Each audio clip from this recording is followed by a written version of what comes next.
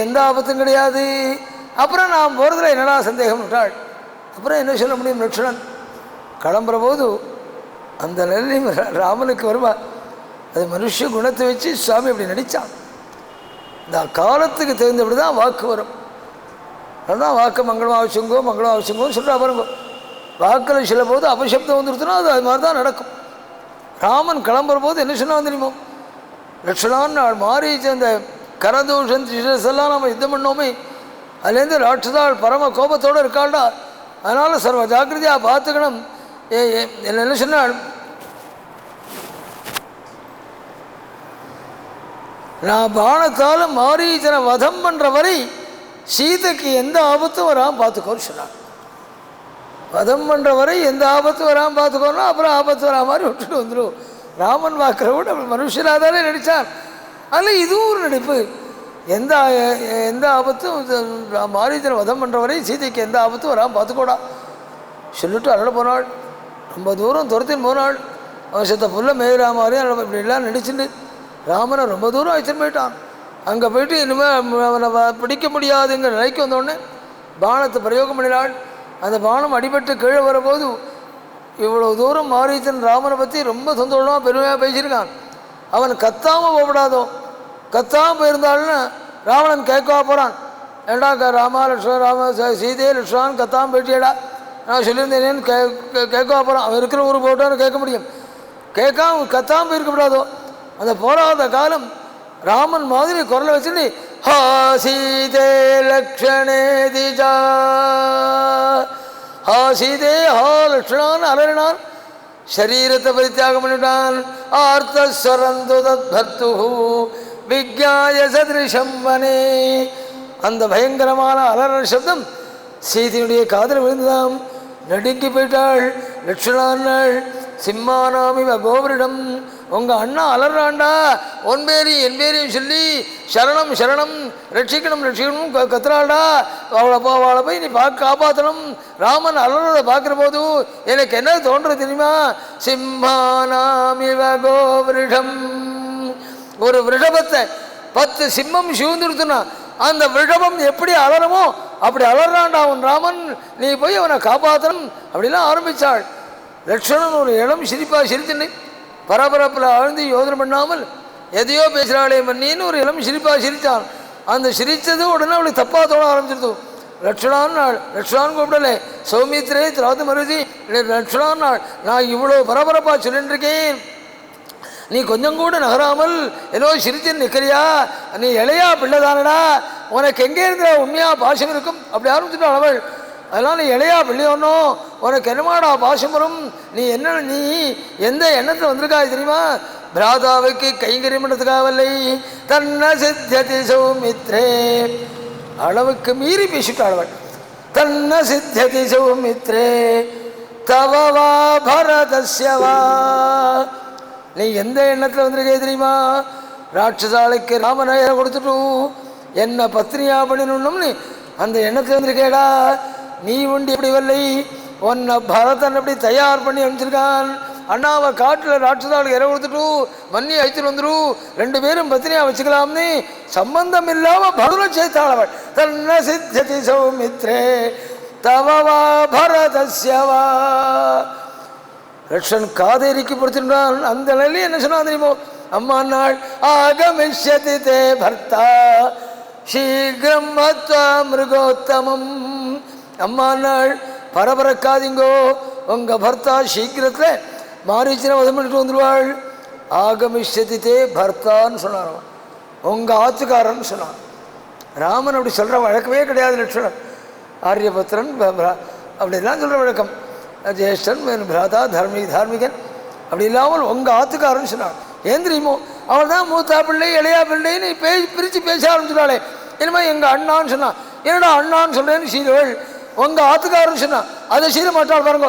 அதனால் ஆகமிஷ்யதி தே பர்த்தா சீக்கிரம் ஹத்வா மிருகோத்தமம் விகர்ஹிதஞ்சனி. எல்லாத்துக்கும் மேலே ஒரு பாயிண்ட் சொன்னான். அந்த பரபரப்பில் சீதை காதலியே வாங்கலை.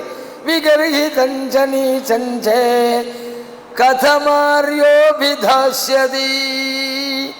அம்மா நாள் இது எங்கள் அண்ணாவுடைய குரலே இல்லைன்னு நான்.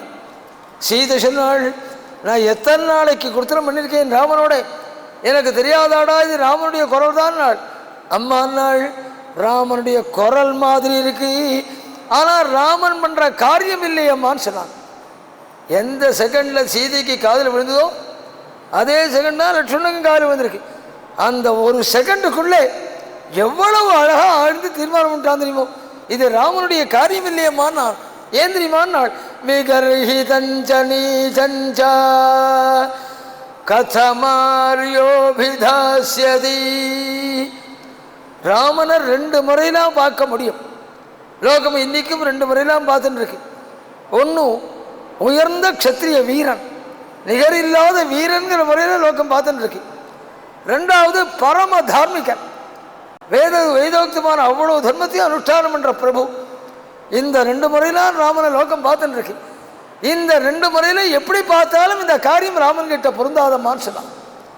என்ன தெரியுமா, விகர்ஹிதஞ்ச க்ஷத்ரிய, உண்மையான க்ஷத்ரிய வீரன் அப்படின்னு ராமனை பார்க்குற போது இது பொருந்தாது. ஏன் தெரியுமா, உண்மையான க்ஷத்ரிய வீரனான என் பிரபு நீங்கள் நினைக்கிறபடி ராட்சதால் சூழ்ந்து அவ கையால் அடிபட்டு மரணத்தை அடையும் போல ஆனான். அவ கையால் அடிபட்டு மரணத்தை அடைஞ்சாலும் அடைவனே தவிர உங்க பேரையும் என் பேரையும் சொல்லி காப்பாத்து காப்பாத்துன்னு அலறுவான்னு கேட்டான். இது எங்கள் க்ஷத்ரிய வீரனான ராமன் கிட்ட எதிர்பார்க்கிறேன். அம்மா அடிபட்டு பிராணனை விட்டாலும் விடுவனே தவிர இன்னொருத்தர் பேரை சொல்லி அலறுவான். க்ஷத்ரிய வீரன்கிற முறையிலும் இது பொருந்தாது. அதே மாதிரி பரம தார்மிகன்கிற முறையிலும் பொருந்தாது. விகர்ஹிதஞ்ச நீச்சஞ்ச தார்மிகன்கிற முறையிலும் பொருந்தாது. ஏன் தெரியுமோ, உண்மையாகவே நீங்கள் நினைக்கிறபடி ராட்சதால் சூழ்ந்து அவ கையால் அடிபட்டு பிராணன் போகும்ங்கிற நிலைக்கு வந்து யார் பேரையாவது சொல்லி ரட்சிக்கணும் ரட்சிக்கணும்னு அலறணும்னு என் ராமனுக்கு தோணித்துனா யார் பேரை சொல்வன், உங்க பேரையும் என் பேரையுமா சொல்வன். ரங்கநாதா, ஸ்ரீனிவாசா, புருஷோத்தமா, லக்ஷ்மி ரமணான்னு பகவான் நாமாவை சொல்வனே தவிர உங்க பேரையும் என் பேரையும் சொல்லியா காப்பாத்து காப்பாத்துன்னு சொல்வன். இது எங்க அண்ணா கிட்ட பொறுத்தி பார்க்கிறேடான்னு கேட்டான். எங்க அண்ணா கிட்ட அதை பொருத்தி பார்க்கிறேடாமா. நீ 2 செகண்டுக்குள்ள எவ்வளவு தீர்மானம் பண்ணிவிட்டான். இந்த மாதிரி மேதாவிகள் தேசத்தை ஆடுற போதும் தேசம் பவுனா இருந்தேன்னு சொல்றது என்ன சந்தேகம். அது மாதிரி மேதாவிகள் எல்லாமே போயிட்டா பாருங்க தேசத்தில். ஒரே செகண்டுக்குள்ள அவ்வளோ தீர்மானம் பண்ணியிருக்கான் அவன். அவள் காதிரியே வாங்கலை, பரபரப்பு வந்துருத்தோணும். இல்லைன்னா அந்த ஐஷாட்டி வந்துருத்துனா பொறுத்தார் எதை சொன்னாலும் காதில் வாங்கப்படாதுங்கிற எண்ணமும் வந்துடும். அந்த மாதிரி எண்ணம் வந்துருச்சு சீதைக்கு. என்ன சொல்றது, கோதாவரியும் பிரவேக்ஷாவில் ஓட ஆரம்பிச்சுட்டாள். நீ கிளம்பலைன்னா நான் கோதாவரியில் விழுந்துறேன் அப்படின்னு கோதாவரியை நோக்கி ஓட ஆரம்பிச்சுட்டாள்.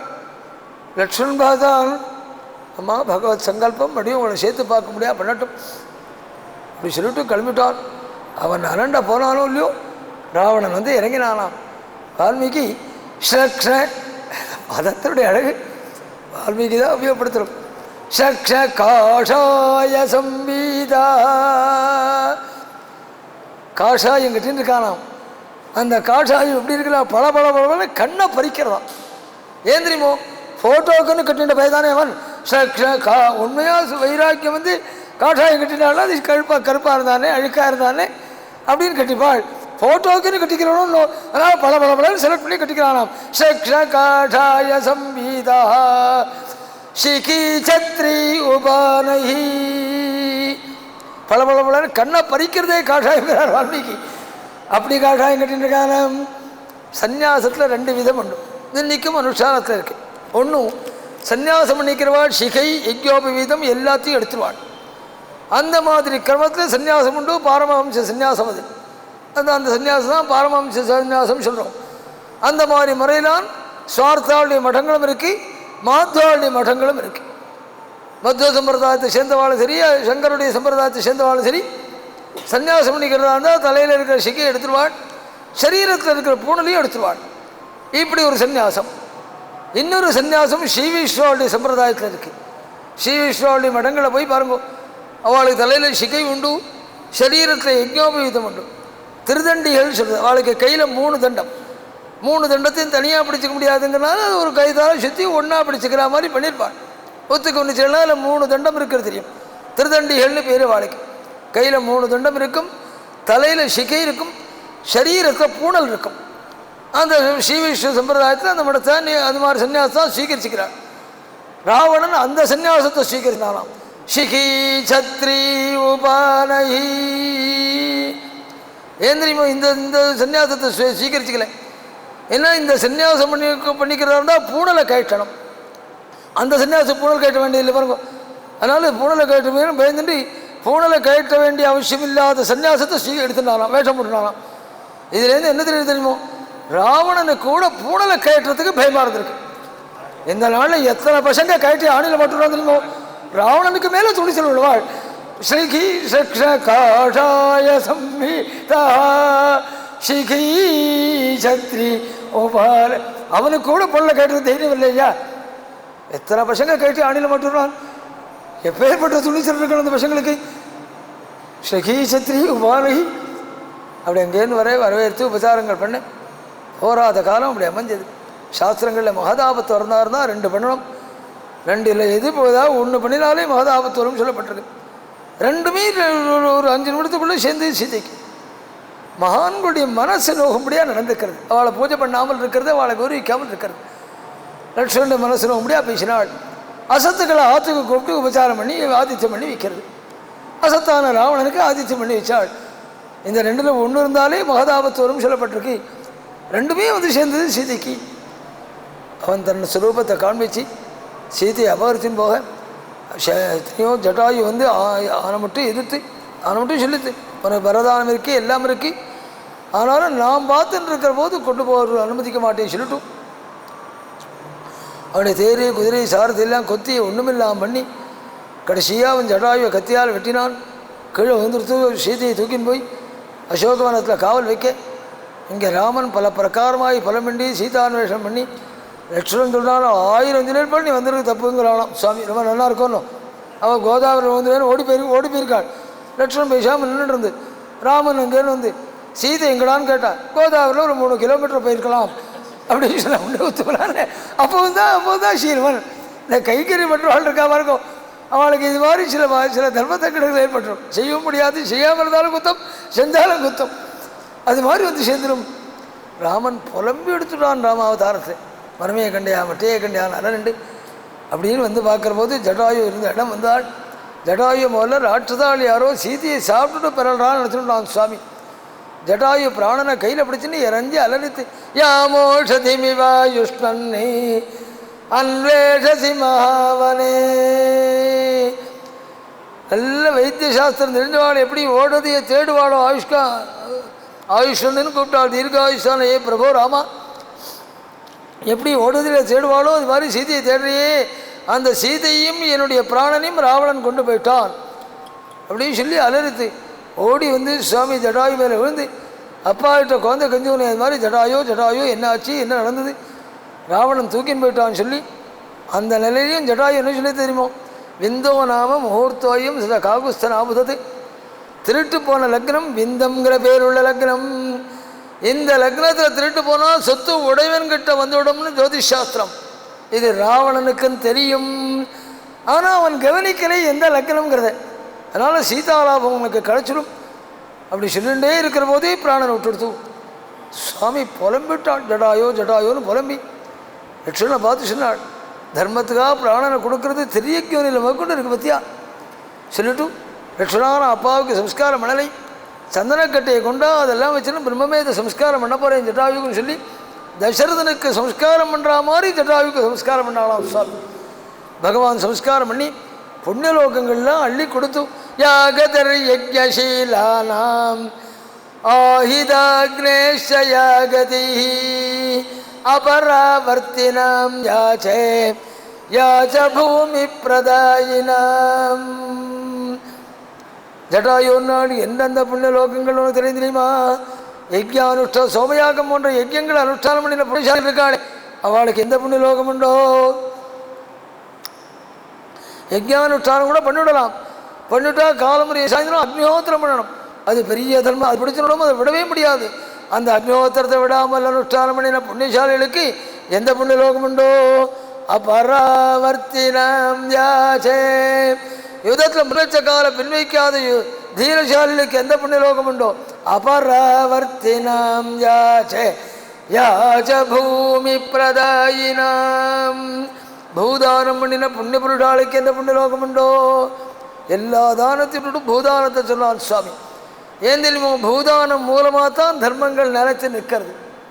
இன்றைக்கி ஆலயங்கள் அமைஞ்சிருக்கு, பல தர்மங்கள் நடக்கிறது, பல தர்மசாலைகள் நடக்கிறது, பல வேத பாடசாலைகள் நடக்கிறது. அப்படின்னு சொன்னால் யாரோ தார்மிகால் விட்டு கொடுத்த பூமியெலாம் நடந்துருக்கு. யோதனை பார்த்து எல்லாம் தான் தெரியும். பூதானம் பண்ணுறது இருக்க பாருங்க, தலைமுறையாக பல தர்மங்கள் பண்ணுறதுக்கு அஸ்திவாரமாக அமையிறது. அதனால் என்ன ஆகும்? அந்த தர்மங்கள் நடக்கிற போதெல்லாம் பகுதி வந்துருக்கும் அந்த குடும்பத்துக்கு. அந்த பூமியில் என்னென்ன தர்மங்கள் நடக்கிறதோ அவ்வளோ தர்மத்திலேருந்து பங்கு வந்துருக்கும், எத்தனை தலைமுறையானாலும். அதனால்தான் பூமிதானத்தை ரொம்ப முக்கியமாக சொல்லப்பட்டிருக்கு. யா பூமித சாயுத அக்னி, பூமிதானம் மன்னவாளுக்கு என்னென்ன புண்ணியமண்டலோகம் உண்டோ அதெல்லாம் உனக்கு இருக்கட்டும்னா ஜட்டாயு சொல்லித்து, நான் வெறும் பணத்தை கொத்த ஜாதி என்ன அங்கெல்லாம் அனுமதிப்பாளான்னு நாள். ராமன் என்ன பண்ணாங்க? ஆவேசம் வந்த மாதிரி ராமன் நினச்சான்னு சொல்லு, என்ன நடக்கிறதுன்னு பாரு. மயாத்தம் சமனு, இந்த ஒரு ஸ்லோகத்துக்குள்ளே 2 மயா சொல்லியிருக்கான் சுவாமி. மயாத்தம் சமனுஜாதா கச்சலோகானனுத்தமானி கிருத்ரராஜ மகாசத்வே சம்ஸ்கிருதஸ்ய மயா விரஜா. ஒரு ஸ்லோகத்துக்குள்ளே 2 மயா வந்திருக்கு. அதுவும் ராமன் வாக்கால் வர்ற போது வந்திருக்கு.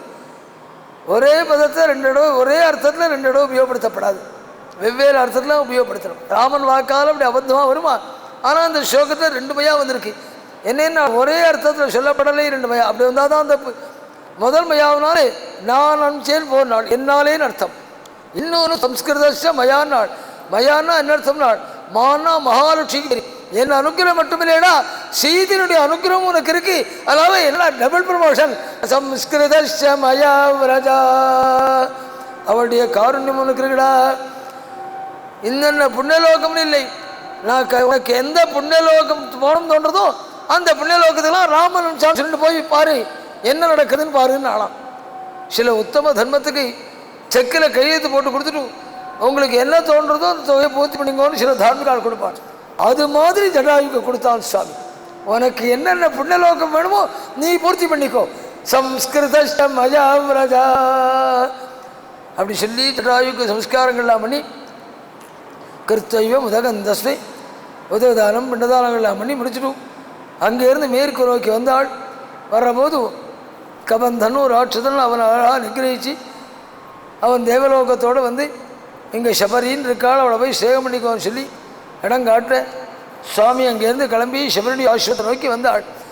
சபர்யா ரம்யமாசிரமம், சபரி அழகாக வாசலில் திளந்திழச்சி கோலம் போட்டு அப்படி ரம்யமாய் ரமணீயமாய் வச்சிருக்காளாம் ஆசிரமத்தை.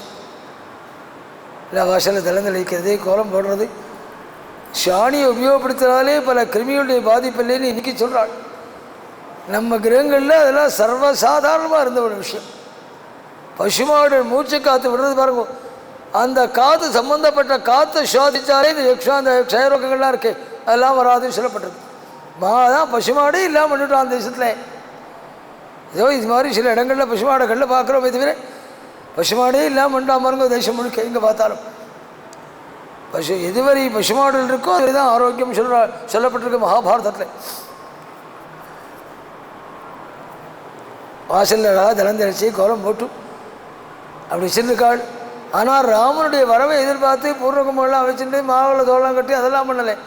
அவள் ஒன்றும் ராமனுக்கு பூர்வகமெல்லாம் கொடுத்து வரவே இருக்கலை. ஆனால் சுவாமி என்ன பண்ணான்னாள், அவனாவே கதவை இடிச்சுட்டு சபரியுடைய ஆசிரமத்துக்குள்ளே போனாராம். தானாகவே கதவை இடிச்சுன்னு வந்தாராம். ஏன் அப்படி வந்தான்னு பின்னாடி காரணம் சொன்னார் வால்மீகி. தானாகவே உள்ளே போனாராம். யாரோ வாச கதவை தட்டாலேன்னு தோணித்து சபரி அந்த ஆசிரமத்துடைய கதவை திறந்து பார்த்தா தௌது திருஷ்டா ததா சித்தா நாள்னு அப்படியே ஆச்சரியப்பட்டு பூரிச்சு போய் தூக்கியாரி போட்டுதான். திடீர்னு கதவை திறந்தா போல ஜெயேந்திர சசி நின்றுதாலும் சிங்கம் ராத்திரி 11 மணிக்கு கதவை போது எப்படி இருக்கு ஒரு விஷயம் அது மாதிரி இருந்துதான் ஜட்டாயுக்கு சபரிக்கு ராமலட்சுமணாவை பார்த்த உடனே ராமலட்சுமணாவை உள்ள சிறுமோனாள் வரவேற்று உபச்சாரங்கள்லாம் பண்ணினாள். சுவாமி சபரிய க்ஷேமங்கள் விசாரிச்சா, உயர்ந்த முறையில் விசாரித்தான். யாரோ வேலைக்காரிய கிழவையை க்ஷேமம் விசாரிக்கிற மாதிரி விசாரிக்கலை சுவாமி. பெரிய யோகியடியின் தபஸ்வியும் எப்படி க்ஷேமம் விசாரிப்பனோ அது மாதிரி சபரி விசாரித்தாராம் சுவாமி. என்ன சொன்னார்கள், கச்சித்தே நிர்ஜித விக்னாஹ கச்சித்தே வர்ததே தபஹ கச்சித்தே நியத க்ரோதஹ ஆரஷ்ய தபோதனே கச்சித்தே நியமா ப்ராப்தாஹ கச்சித்தே மனசஸ் சுகம் கச்சித்தே குரு சுஷ்ரூஷா சபலாச்சாரு பாஷினி. அற்புதமாக கேட்டான் சுவாமி. என்ன சொன்னார்? கச்சித்தே நிர்ஜிதா விக்னாஹ. சபரினாள் பகவத் ஆராதனத்துக்குள்ள இடங்களெல்லாம் போக்கிண்டியான்னு கேட்டாள். கச்சித்தே நிர்ஜிதா விக்னாஹ. தடங்கள் எல்லாம் போச்சா? ஏன் தெரியுமோ? பகவத் ஆராதனத்துக்குன்னு வந்தால் கோட்டின் தெக்தா ஹரிம் சுரேது. நாள் 100 சொல்லலை, 1000 சொல்லலை, கோட்டி இடங்கள் வரும். அவனையும் தாண்டிட்டு தான் பகவான் கிட்ட வரணும். சில பேர் எனக்கு கூட ஒரு சப்தாகம் ஆற்றுல பண்ணோம்னு எண்ணம் இருக்குதா சொல்லி ஜென்மா முழுக்க அப்படியே போயிடும். ஒன்றும் நடத்த மாட்டான். நல்லா சொல்லுவான், பையன் அமெரிக்காவில் இருக்கான், அவன் லீவுக்கு எப்போ வரானோ அப்போ நடத்துவோம் நினச்சிட்டு இருக்கேன். எதையோ காலத்தோடு தள்ளிட்டே போயின்னு இருக்கும். கச்சித்தே நிறுத்திதான் நல்ல காரியம் நடத்தணும்னு நினச்சா உடனே நடச்சிடணும். தடங்கள்லாம் போக்கிண்டியா கச்சித்தே நிர்ஜிதா விக்னாஹ. நல்ல காரியங்களுக்குள்ள தடங்கள் எல்லாம் போச்சார்கள். கச்சித்தே வர்ததே தபஹ. பகவத் ஆராதனை இருக்கே, அதை நாளுக்கு நாள் விருத்தி பண்ணி வரையான்னு கேட்டாள். தடங்கள் எல்லாம் போக்கினியான தடங்கள்லாம் போக்கிண்டு பகவத் விஷயத்தில் ஈடுபட ஆரம்பிச்சான்னு முதல் கேள்வியுடைய அர்த்தம். 2வது கேள்வியிலே பகவத் ஆராதனத்தை விருத்தி பண்ணிட்டு வரையா. கச்சித்தே வர்ததே தபஹ. விருத்தி ஆயின்னு வருதான்னு கேட்டாள். இதுக்கு என்ன அர்த்தம்? நான் வயசாச்சோல்லையும் கொஞ்சம் கொஞ்சமாக பகவத் விஷயங்களை அதிகமாக்கிக்கலாம். இன்னும் சொல்ல போனால் ஒரு 50 வயசு 60 வயசு தாண்டிட்டோன்னு வச்சுங்கோ. அதுக்கப்புறம் லௌகிகமான விஷயங்களை கொஞ்சம் கொஞ்சமாக குறைச்சிண்டு பகவத் விஷயங்களை அதிகமாக்கிக்கணும். பகவான் ஏன்னா வேதமே இப்படி சொல்லியிருக்கு. உத்தராயுஷிலோம சிந்தீத பித்ருநாகிஹ்யே தரிஹினேதியா. 60 வயசு ஆயிடுத்துன்னா அதுக்கப்புறமாவது நல்ல காரியங்களில் முழுமையாக ஈடுபடுகிறது. லௌகிகத்தை விட்டு தொலைச்சிட்டு பகவத் விஷயத்தில் ஈடுபடுகிறது. ஏன் தெரியுமா? எதனால தெரியுமா? நாள் நீ இனிமேல் பிதற்களை நெருங்க ஆரம்பிச்சுட்டாய். அதனாலே ஸ்ருதி வேதம் பித்ருநாகிஹ்யே தரிஹினேதியா. உங்கள் பிதற்களை நீ நெருங்க ஆரம்பிச்சுட்டாய். அதுக்கப்புறமாவது புண்ணியங்கள் தர்மங்கள் பண்ண வேண்டாமா? 60 வயசானவாள் எல்லாருக்கும் வேதம் சொன்ன விதி இது. ஓரளவு வயசாக எடுத்தோ இல்லையோ லௌகியங்களை விட்டு கொடுத்துட்டு குழந்தைய நீ பார்த்துக்கோன்னு சொல்லிட்டு, அதாவது புரிமுடியாக சொல்கிறாருந்தா நம்ம மாதிரி உள்ளவாளுக்கு, அதாவது பாரம்பரியம் சொல்கிறாருந்தா குடும்பங்கிறது ரொம்ப அவசியமான ஒரு விஷயம், சந்தேகமே இல்லை. ஆனால் எது வரையும் தான் நாம் இன்னும் புரிஞ்சுக்கலை. குழந்தைகளை அழகாக படிக்க வைக்கிறோம், ஒரு இடத்துல கல்யாணம் நல்ல இடத்துல விவாகம் பண்ணி கொடுக்குறோம், ஏதோ நல்ல இடத்துல வேலை வாங்கி கொடுக்குறோம். அதுக்கப்புறம் மும்பாய் கல்கத்தான்னு வேலைக்கு போய் அவள் தன் பேரில் பங்களா